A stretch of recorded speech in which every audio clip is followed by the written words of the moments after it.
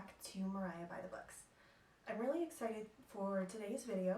We're going to be talking about some of the news that's been going on in libraries lately, some of it good, some of it not so great, and kind of what you can do about it to support your libraries, to support authors, and just to kind of help keep the book and literary community a great place. So the first thing I want to talk about is what's been going on with ebooks and specifically Macmillan. So I don't know how many of you know, but a couple of years ago, I want to say back in 2018, Macmillan had implemented a embargo policy for all of its Tor imprint ebooks, Tor being mostly fantasy kind of books.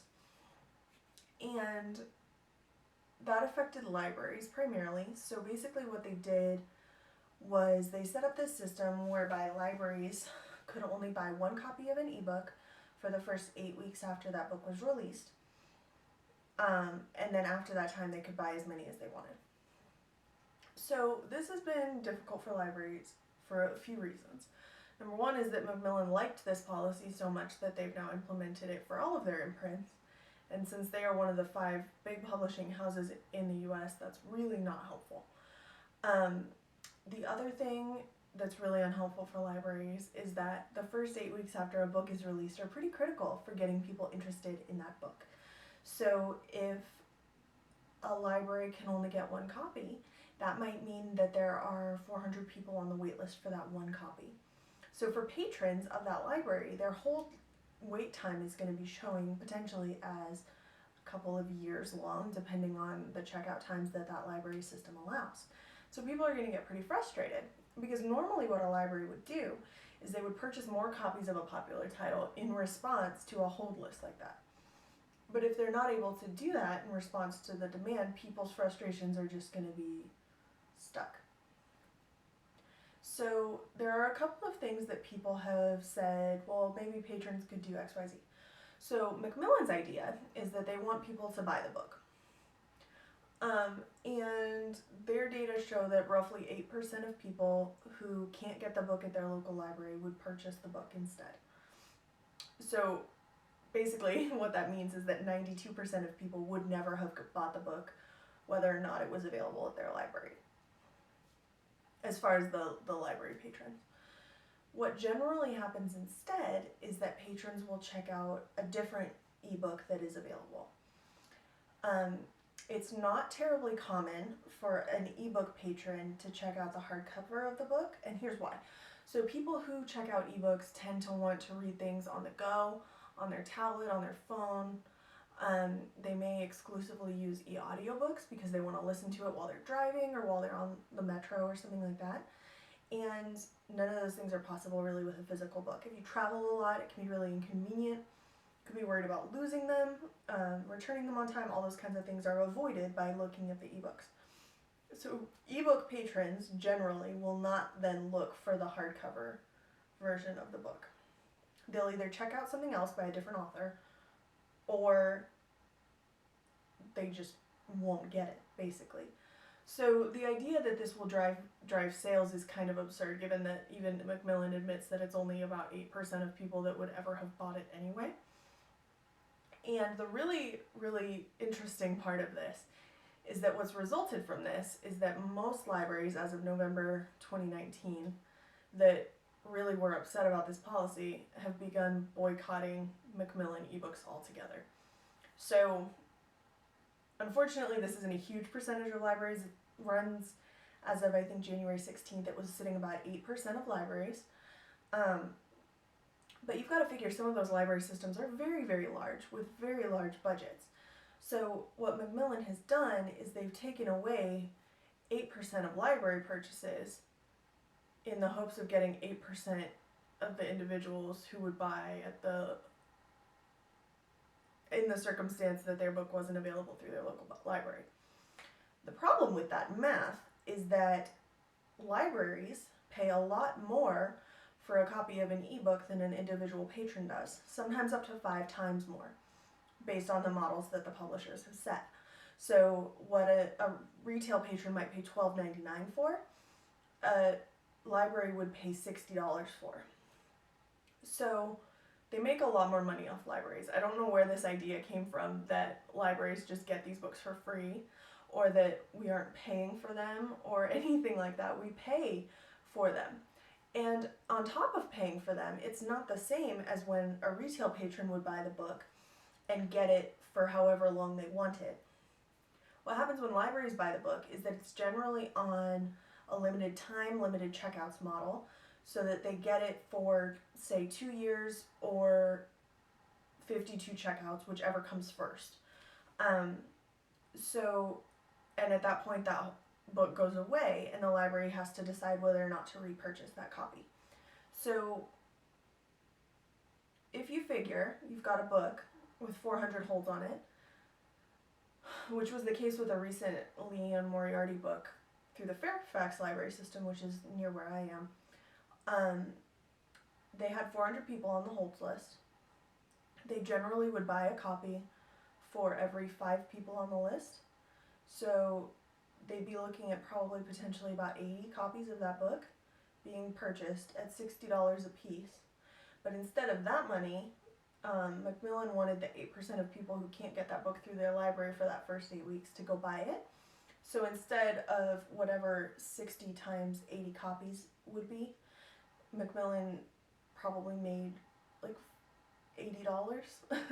So it's a little bit crazy to me that they don't seem to see that libraries pay for things, that libraries pay a lot of money for things. And on top of that, there's a significant aspect of word of mouth with books. I mean, that's why you see things like BookTube and Goodreads and things like that being so popular, because people can find out about books that somebody else already recommends and says is good, rather than having to just buy it themselves, right? That's another benefit of libraries too. I myself often will find a book that I like in a library and then go buy a copy because I want to keep it forever. But I generally don't buy books that I've heard nothing about or that have just come out, because I can't really afford to buy a book on a gamble that it might be good. At least not for every book that I've ever expressed even a little bit of interest in. I mean, there's probably 400 books on my Goodreads wish list right now. So it's a frustrating position for libraries to be in, because patrons are frustrated, libraries are frustrated, and this all comes back to this publisher deciding that they need more money. The other thing that's funny about this is that most library systems are not boycotting Macmillan for its book imprints, its hard copy books. And so you might think that there's no real difference, except that the margin for their profits is about 75% on an ebook, because they don't have to store it, they don't have to ship it, they don't have to do anything. Whereas on a hard copy book, it's about 25%, so they make a lot less. They also charge libraries a lot less for the hard copy book, for whatever reason. So this really just boils down to this publisher is being greedy. 8% of libraries are no longer purchasing their ebooks at all. And I should specify that's 8% of the ones that were purchasing ebooks, because there are still library systems that don't really do that. And this may not seem like it's that big of a deal. It's just one publisher, it's just ebooks. You can still get the one copy, right? But the problem is, if you think about it, that's any library system can get one copy. New York Public Library can get one copy, and they serve over 1 million people. The community that I used to work at would be able to get one copy, and their total population is below 30,000, I think, people. So no matter what, any library system gets the same number of copies, and that just doesn't make any sense at all. You know, it's not scaled at all to the size of the population or the size of the library system. It's just one, done, that's the end of it, no questions. And so it's really no wonder that when libraries are being told, hey, this is how you're going to be able to do your job with regard to our books, that they're just like, we'll pass. Thanks, though. And like I said, since most patrons who can't get that book that they were looking for will then check out something else, it probably isn't really going to hurt circulation numbers for libraries all that much, but it is going to hurt Macmillan. And, like I said, 8% of the libraries were boycotting, and according to some calculations, and I'll post links to all this stuff below, we only needed to get to 10% to start to dig away at Macmillan's profit margin on this. It's worth noting that we only really needed to get to 10% of libraries boycotting before this would start to impact Macmillan's profit margins. So since we're already almost at 8% and we're only a few months into this major boycott, it'll be really interesting to see what happens going forward. Now, obviously, this seems like it's not that big of a deal. Hi, Pinky. Just because it's only one library, but it's one of the huge 5 book publishers that controls pretty much all publishing in the U.S. And it's possible that the other libraries, the other publishers, will see this and think that it's, oh, a great idea, we'll do the same thing to help our sales. And then library ebook lending is going to be in real jeopardy. This idea that libraries are cannibalizing book sales because we check out books to people is just absurd. Many of the people who frequent libraries would never have been able to buy the book anyway, even if they wanted to. And a lot of people make use of the library specifically because they have no intention of buying the book. Others, like myself, will buy the book after I've read it from the library or after I've heard about it from other people who may have checked it out from the library rather than purchasing it. So it just seems so silly to me that they want to stifle their own word of mouth because they want that first 8 weeks worth of money. And it's really remarkable that they thought that saying to libraries, oh, well, I mean, you still can get it, you just have to wait these 8 weeks. And then libraries would just be like, oh, sure, that's fine. That's totally fine. But again, you know, libraries are just like, you're really going to tell us how to do our jobs with regard to your book, and you're going to make it that difficult for us to serve our patrons and to keep our holds list down and to keep our population happy? Like, no thanks. I'll skip it, but we'll definitely be purchasing from other publishers. This is also hard because the other thing that's possible is that more publishers will do what Amazon has done and decide to stop doing business with libraries altogether. So I don't know if you know this, but the Amazon publishers, the Amazon exclusives, are exclusive to Amazon, meaning that you cannot get them at all except through those Amazon programs, whether buying it on Kindle, buying it through the Amazon Prime reading program, or Audible. So for example, the audiobook format of Trevor Noah's book is only available through Audible. So if you don't have an Audible subscription, you can't get that at all. So you've got to figure, if you've got somebody that perhaps is vision impaired or something like that, that they may not be able to get that book at all unless they subscribe to Audible, which is fairly expensive when you figure that patrons can get audiobooks and ebooks for free through the library. But again, to reiterate, it's not really free because the library is paying 5 times more than retail value for that same material. So it's interesting because basically Macmillan has tried to take over how libraries do things, but instead what's happened is that libraries are just saying, that's fine, we're not gonna deal with that. We're not gonna do business with you. So it'll be interesting to see if this proves to be a good strategy for Macmillan. I sort of doubt it, just based on the fact that we only need to get to 10% to hit their profit margins, and we're already probably in excess of 8%. And yeah, so, but again, it is worth talking about just because publishers seem to think of libraries as kind of the enemy, which is so strange to me because I feel like a lot of people hear about books or find books by browsing through the library that they may then purchase or tell their friends about who might purchase. So hopefully that will change and things will get back to normal, and publishers will realize that just like with regular books, we drive people to buy ebooks as well, if they would have ever bought it in the first place, because again, only 8% of patrons would have bought it if they couldn't find it in their local library. So that all just seems a little bit crazy. But that's about that on Macmillan. Like I said, I'll post links to all of the data that I have down below, as well as like the website for Fairfax County where they talk about, you know, ebook pricing structures for libraries and all of this stuff. And it's really quite helpful, especially if you're a library patron or a librarian, just to kind of see exactly what's going on. If you're not in materials management, you don't do collection development, so you may not really know or see how all of that works behind the scenes. So just if you're going into your library and you're frustrated because you can't find these ebooks, just be patient with your librarians because they're probably just as frustrated as you are, to be honest. And the other thing that's been big in book news over the past little while is the book American Dirt. I have not read it. I know very little about it aside from what's been on the news and on Twitter. But what I want to reiterate to people is to listen to the people who this book is about, who have complaints. You know, I can't speak to whether or not this is an authentic representation of the Mexican migrant experience at all. But the voices I'm hearing who that is their experience or that pertains to their experience, they're telling me that it doesn't, that it's not a good representation, that it's stereotypical, that it paints a horrible portrait of their homeland, and that it really does no service to them. You know, it's been marketed in ways that are frequently dehumanizing. Barbed wire is not cute.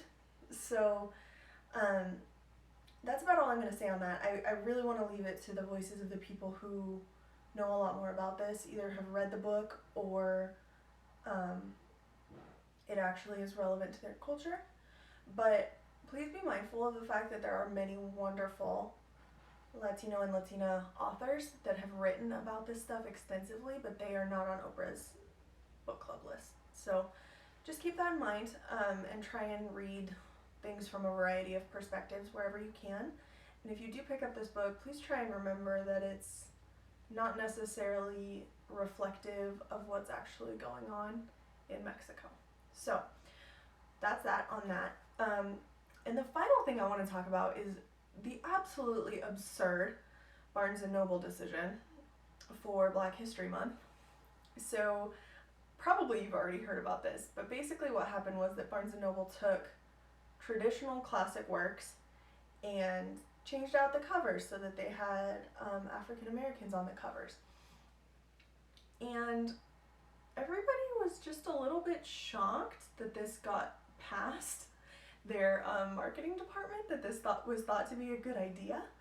It's just unbelievable to me because they took books by white authors about white characters and put an African American person on the cover and thought that that was great for Black History Month, instead of honoring and celebrating the many wonderful African American, African Black authors who are actually out there and have written amazing books. So obviously there was a huge backlash. This was swiftly pulled, but even though that's gone, I just want to speak to this a little bit, just because again this isn't really my experience, but I want to talk to you all about this in case you don't know.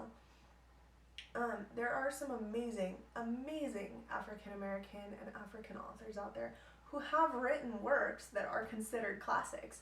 So we don't need to pretend like other works are African American classics. We can just read African American classics. So examples are works by Zora Neale Hurston, W.E.B. Du Bois. You can read even more contemporary works by Toni Morrison, Zadie Smith. There are wonderful books out there that are actually honestly reflective of African Americans in this country without pretending like a book is African American in nature. Again, in this case, I think it's important that we actually authentically celebrate voices, diverse voices, works from authors who look different from us, who have a different experience in life than us, because we can learn so much from each other if we're just willing to try. And I think it's so easy if you just look. You know, most libraries are going to have a pretty easily accessible African American collection, or it'll be pretty easy to find if you Google it, lists of African American authors. I gave you just a few of the ones that I'm really familiar with, but there are so many more wonderful books out there, poetry books, history books. So let's actually learn about and celebrate the people who actually bring diverse perspectives to this country instead of plastering their faces on works that are not diverse. And with that being said, I also find it kind of interesting. I don't want to get too controversial here, but on some of the book Twitter pages, there's been a lot of discussion about reading African American authors and works for the month of February. So people have talked about, that they're saving up their books throughout the year, that they are, or that they read throughout the year. And, I don't know, I think it's a little bit odd to me personally to leave those books to one particular month. I think to get a more balanced perspective in what you're reading, to get a more interesting, catalog of books that you've read throughout the year, throughout any part of the year, it's best to read a diverse array of voices all year round. Whether that means that you are reading books from people of different genders, different cultures, different racial backgrounds, different nationalities. If you're reading translated works, if you're reading things from a perspective that's different than your own, you're gonna learn something. Even if it's a fantasy novel, a lot of the time authors will draw on their own experiences to write something. So if you're reading a fantasy novel by a Nigerian author or a Chinese author, or even somebody who is Scandinavian or something like that, they're going to have a different perspective than a white American author would on what they're bringing, the background that they're bringing into their world and what they're building. So I would just encourage you to read different things all year. It's really not hard anymore to find books by authors of different races and different nationalities. It's harder than it should be still, but it's a lot easier than it used to be. And so I really just want to encourage you to find some of those books. If you don't know, there are great Reddit threads for Suggest Me a Book, all kinds of things like that. Even just Googling it, you'll find a lot. And there are truly some exquisite contemporary authors, some wonderful authors that are writing nonfiction about their experiences, essays about their experiences, as well as the fiction and fantasy side. And then as you go back in time, of course, there's wonderful books going back. If you look at, Harriet Beecher Stowe, you can look at works by Martin Luther King, you can look at all of these kinds of things, and then authors that write books that reflect on history more, like Zora Neale Hurston. So the books are out there. I did see it expressed a couple times that someone was saving books for February because they were afraid that they would run out, and honestly, the books are there if you look. So with that being said, I think that's just really what I want to say with this video is please read a rainbow, whatever that looks like for you. Please read things that are different than your comfort zone, than your own home. You can really, really stand to gain a lot from learning and reading from someone else's perspective. And as far as the Macmillan thing goes, do your best to support your libraries. I know some groups are trying to figure out if there's a way to have some sort of legislative solution to this.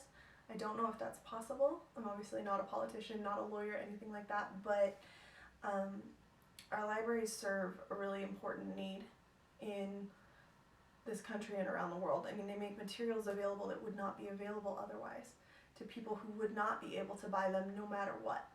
So please support your local libraries. Let your local politicians know you support your local libraries, and just stand with libraries as they try and navigate ebooks and digital spaces and all of these different resources that are a little bit more difficult and a little bit more murky to navigate than traditional items would be. And with that being said, guys, I hope you're having a wonderful February so far. I hope it's been a good 2020 so far. I haven't been on here quite as much as I would like, but I'm starting to work on some things with my health and get back in shape, so hopefully I'll be able to be a little more consistent going forward. And yeah, so I'm really excited to see what all of you have to say about all of these topics down below in the comments. And If you liked this video, please go ahead and give it a thumbs up. If you want more content like this about libraries, book news, books, book reviews, stuff like that, please go ahead and subscribe to my channel and ring the bell so you're notified when I post new content. And thank you so much for watching. Bye everyone.